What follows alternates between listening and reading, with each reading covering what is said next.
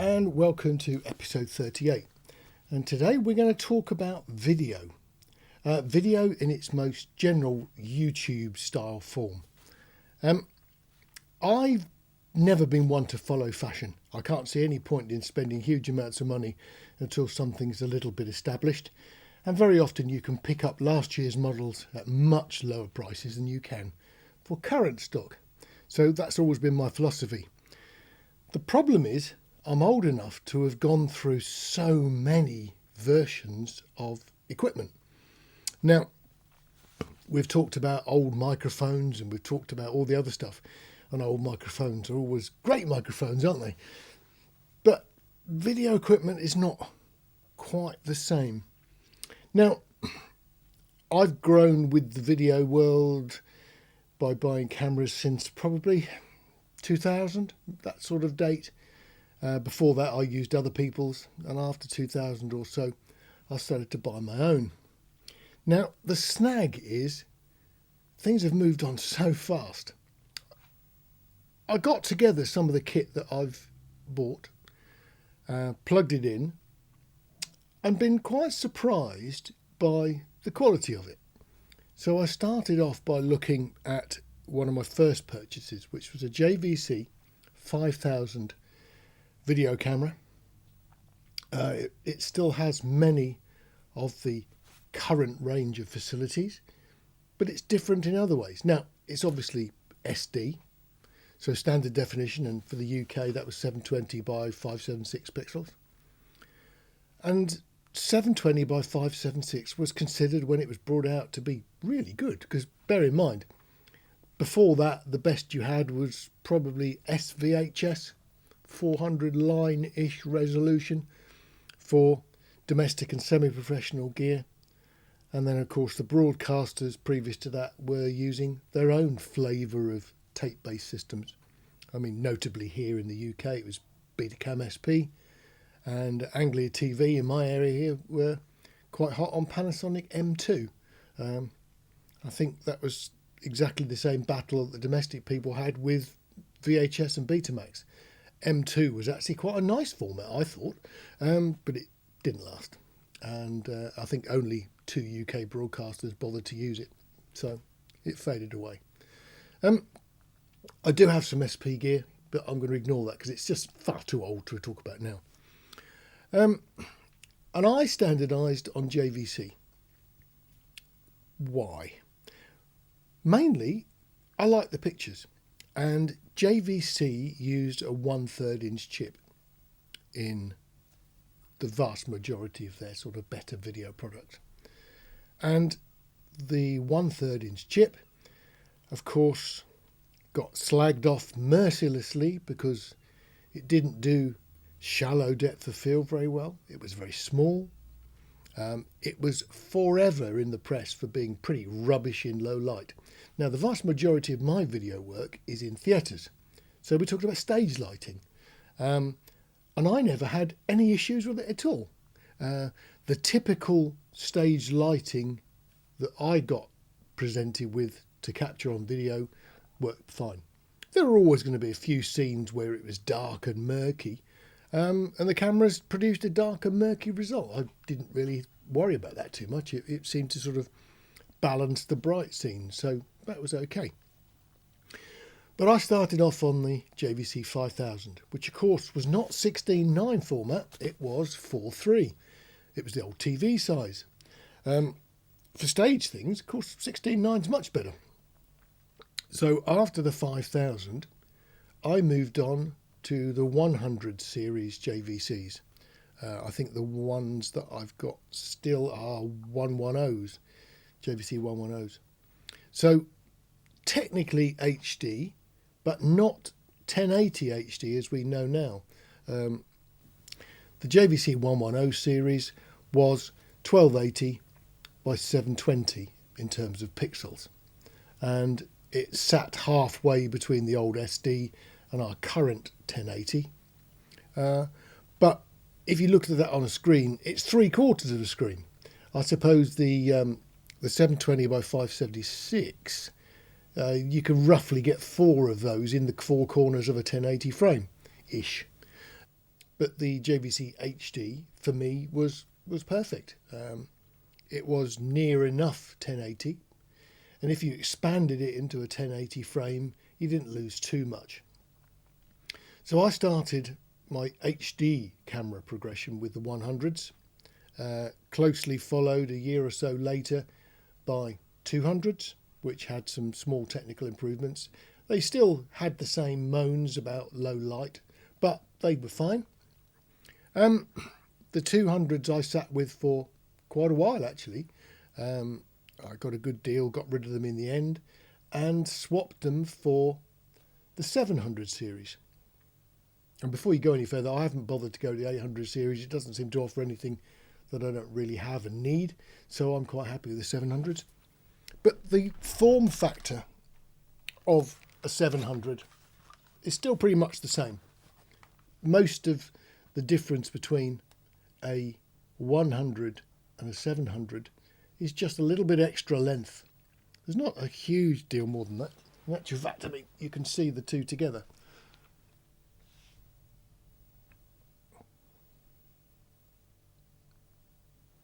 Very, very noticeably just a development of the same idea. It's got about an extra chunk on the end. Now, the reason I like these is nothing to do with the main feature set that they promote in all the advertising. I like them because they've got the knobs in the right place. In actual fact, the vast majority of knobs on this are in exactly the same place as they were on the very first one, the 5000 that I started with. And the knobs on that one were in the same place as the Sony Beta SPs that I had. So in actual fact, evolution between cameras, when you plonk them on your shoulder, is so common that everything falls to roughly where it was before. You don't have to keep relearning things. These are nowhere near as tall as the other cameras. They've squeezed it into a long, thin body. And hence the weirdness is they've actually put a little ear cup on here that falls where your ear is. So you actually get sort of half a headphone, which is quite nice for listening to the audio when you don't want to pull out an earpiece and stick it in. They balance quite nicely if you put them on your shoulder. They're not particularly awkward or cumbersome. They're still quite a heavy beast, especially with the battery on the back. They do weigh in. That's a sort of substantial thing. I'm getting old. I don't like the weight of this on my shoulder for too long. It soon starts to sort of be noticeable.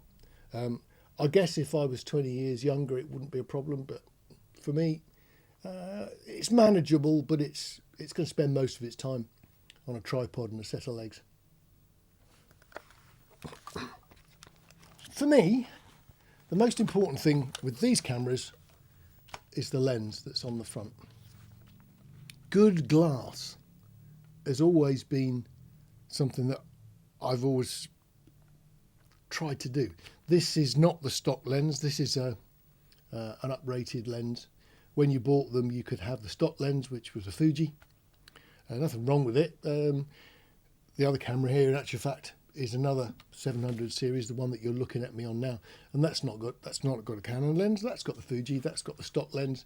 This is the Canon. The differences, very small difference in the field of view. Other than that, nothing I can put my finger on. I get the impression this has got slightly crisper images, but it's only an impression. I've never bothered to put it on a chart. I can't see the point in that. It's not a problem for me. But it works. Now, the other thing is I was brought up with manual control of focus. It stuck with me, and although I do use autofocus, they are much, much, much better than they were. That's the JVC 100, a bit smaller. I use that for some things, and that does have autofocus, and it's actually not that bad. But I'm very comfortable focusing these either manually or with the focus assist feature that's built into all these cameras, the one that just gives you a little coloured edge that comes in when it's nice and crisp, so you can check focus that way. But I'm pretty good at judging it by eye. These lenses can obviously have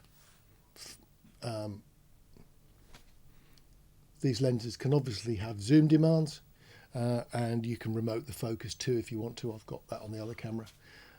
Although I'm quite happy for my style of shooting to do zoom with my right hand on the pan bar and do my hand on the focus ring on the front, and that works pretty well. So I like these. This format fits in nicely. The performance is great. As soon as we moved away from tape and moved on to memory cards, for me that was enough. I've now got what I need. I can stick a memory card in, press record, and I'm there. For the tests I've been doing today for this video, I had to put tapes in the 100 series and I had to put tapes in the 5000. I managed to chew the tape up on the 5000. A nice little warning came up saying, do you really want to clean the heads? And I didn't. And a few seconds later, there was a strange noise, the noise of doom, and it crumpled the tape up. Not been used for 15 years, so pretty well. I don't blame the camera. You know, God knows where the tapes have been stored, somewhere sort of warm and probably wrong. But I opened a new tape up, plunked it in the camera. I actually got the stuff recorded for the video, and afterwards, when I tried to record something else, that's when it failed. So that's one good thing, moving away from tape. Now, the point of all this, let me get rid of this. If we're looking at full frame, 1080, in whatever particular flavour you want for your YouTube videos, we want nice, crisp shots. Now, I used as the test material for this an AKG 414 because we've been looking at it in a previous video, and being lazy, I hadn't put it away. So I took the 414, stuck it on a stand right next door to a saxophone, and I chose the saxophone because, one, it was sitting there, and two, they look pretty good in lights because they're very reflective and they're gold and they're not easy to shoot. So the highlights will flare. If you catch one of the lights on a curved surface, you're bound to get a reflection from it. And I thought that would be really good to see how the camera dealt with it. Now, the microphone and the saxophone I put very close together, and I zoomed in all the way, and the depth of field on my 1/3 inch chips was enough that I can't get the grill and the saxophone in focus. Now, in terms of real depth, we're shooting from a distance of about 2 meters, maybe 2.5, and the microphone, grill and the saxophone are spaced by that much. It's quite a small amount. Now, the lighting in the studio means that most of the time the cameras here are working between 2.8 and f4, something in that region. On a wide shot, that's enough to give you a nice depth of field so that you can see all the gubbins in the background and it's in focus. Zoom in, different matter. We start to see all the softness emerging from the things that are not precisely in focus. So we've got 1080 and we're filling the frame with it. It occurred to me that what happens if we go to a typical YouTube video? We use, for example, the ones where people react to stuff, where we've got a clip playing and then we've got someone in the corner.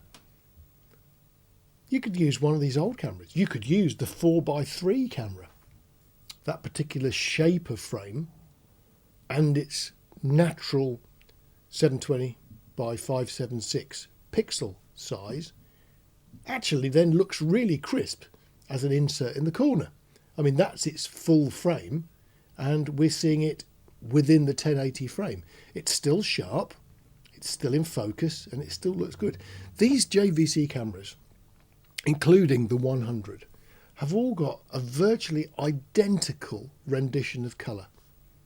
The one thing I have learnt over the years with the stage lighting videos is that cameras in general are not very good at determining differences in the red to blue range. So in theatres, the pinks, the magentas, they're all visibly different, and the stage lighting people will often shift between a light pink, a dark pink, then it'll go slightly more bluey. Video cameras in general don't do that very well at all. DSLRs do it even worse. Even, I've discovered, between makes. Because I've got loads of Pentax lenses, all my stills cameras are Pentaxes. And I've got one from about 10 years ago, and I've got this one, this particular one is a K5. The K5 does shoot video. I don't use it for a couple of reasons. One, its rendition of colour is quite poor. Those reds and blues and all that subtlety there, this thing cannot do. Everything looks the same pink colour. You can actually physically, with your eye, see a colour changing to be more blue or more red, and the camera totally ignores it. The older Pentax from 10 years ago actually does it reasonably well. So if I need still shots of pinks and blues, magentas, purples, that sort of thing, I'll use the older camera, even though the pixel count is lower. In every technical way, this is a better camera, but it doesn't do colours very well, which means video I hate. So I don't do video on this. Quick breakaway. The other reason I don't do video with DSLRs, like it seems pretty well everybody does, is I've got used to, over 30 odd years, being able to zoom and have something stay in focus. It seems to me that's an inherent part of video. If you actually focus on something in a close-up and you want to pull it into a wide shot, you don't want it to go out of focus. And you can't do that with these. They're not parafocal, so I just don't think they're much cop for video. The things I want to do, like nice gentle zoom outs, are just really difficult. Now, this is not a particularly expensive lens. I don't suppose it's a small 18 to 55 zoom. But if you put this thing and then move it, everything is slightly stiff. So there's no way with this lens that you can do a smooth zoom anyway, even if the light level is sufficient that it's going to stay in focus. So I tend to treat it as a preset. The zoom lenses, the longer ones, tend to be even worse. Focus always lags. So if you try and do manual focusing on these things, there is you sort of turn the knob and then the picture changes and you turn it. It's just not the same as turning the zoom lens on a real, properly designed video lens, where everything is silky smooth and you can, with a little finger, just follow the focus as you're doing things. If you're just doing a very slow pan or a slow tilt and things are getting further away, with your little finger, you can just tweak that lens and keep it in focus. It all stays sharp. So for me, DSLRs, totally out. I can't even countenance using them. This one is pretty neat because the handle arrangement, which has got a couple of XLRs and we can plug the mics in, comes off, leaving a reasonably small body. And I've actually got a gimbal mount that this will just squeeze on. I can't turn it vertical because it catches, and I can't turn it down because it catches. So I can probably do a range of movement like that, and certainly like that. It's just with the battery on the back, it catches on the back of the gimbal. But the gimbal seems to be able to manage the weight. So that's what I use that one for mostly. So let's look at some of the images. So we've got a choice of the JVC 700 series. It's a 750 actually. We've got the JVC 700 series, so you can see the image quality of that, and that's pretty good. So if we take one of those, we can zoom out and see the entire length, and you can see the quality of the picture. So this is the JVC 750 zoomed in with a gradual zoom out, so you can see that grille. You see the detail in the grille. You can see the reflections on the saxophone, and I think that is perfectly sufficient for YouTube videos. I've got at the moment no intent to move to 4K. I will at some point. I will move to 4K, but at the moment 1080 is giving me everything I actually need. So that's what I'm doing with that. If we compare the JVC 700 series camera with the 100 series camera, this is with the slightly smaller 1280 frame expanded to fill the 1080. This is still, I think, acceptable. The sharpness of the grill on the microphone is okay. There is a difference. I'm not pretending there's not, but the difference is very small. And with decent glass, decent lights, and the camera just on its normal settings, I think it's a fairly colourful, in-depth picture. There's a bit of detail in the shadows, and it stands up as a quite solid image. If we move to the 5000 with the 4.3 image, then it's still actually not bad. The picture of the grill is still quite detailed. Now, expanded to fill the height of the frame, obviously there are limitations. If we expanded it even more to fill the width, then I think it's too soft to be usable. But depending on what you're going to do with it, I mean, if it's an insert to another picture and it's only taking up a proportion of the frame, I think you get away with that. So it's a 20-year-old camera, and it's still got a use. I mean, I'm certainly not going to get rid of it. It still can do a job. Just for comparison's sake, I opened up one of those little cheap Chinese sports cam things. You know, they look a bit like a GoPro, but basically you stick a card in, push record, and it works. The fixed lens, no real adjustment, but it's another 1080 source, but it's got a very small chip sensor inside and a pretty feeble lens. But it isn't bad. I don't think you could pretend it's excellent, but certainly it responds quite well to decent light levels. And with the fisheye style lens, it's very forgiving in terms of focus. So the other thing we can do is just let you have a quick look at the natural frame size. So if we look at the JVC 100 series, this is how much it fills the frame. So that's what the 1280 by 720 HD format from JVC looks like within the 1080 frame. So the quality of that isn't really very different from the 700 series, apart from the fact that obviously it's only a proportion of the frame. And we can do the same thing with the old 5000 series in 4.3.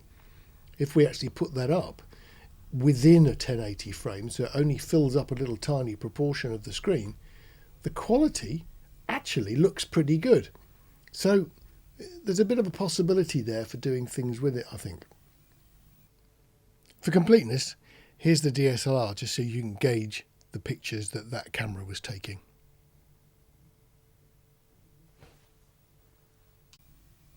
So that's a quick walk through what I would consider to be the differences between 20 years worth of JVC cameras. I'm not going to pretend that I'm going to use these old ones every day, but certainly the 100 cameras have still got things going for them. If I needed an extra 1 or 2 HD pictures, let's say I was doing a multicam shoot, I've got 2 700 series, but I could put into use those 100 series from, what's that now, 12, 15 years ago, something in that region. I could expand that picture a little bit to fill the frame, and I think I could probably get away with it. Certainly on a wide shot where it's not going to be on the screen for too long and things are moving, so people are not going to go, oh, I can't quite read that little bit of blurb on the wall. The thing that I find it most useful, sticking to the same brand, is that I can mix and match. I can plug in an old camera, a modern camera, and the colours look the same. The image that this thing produces, the 100, mixes in perfectly well with the 700s. There's no real difference in the colour. There's no big jump in image quality. They mix and match quite nicely.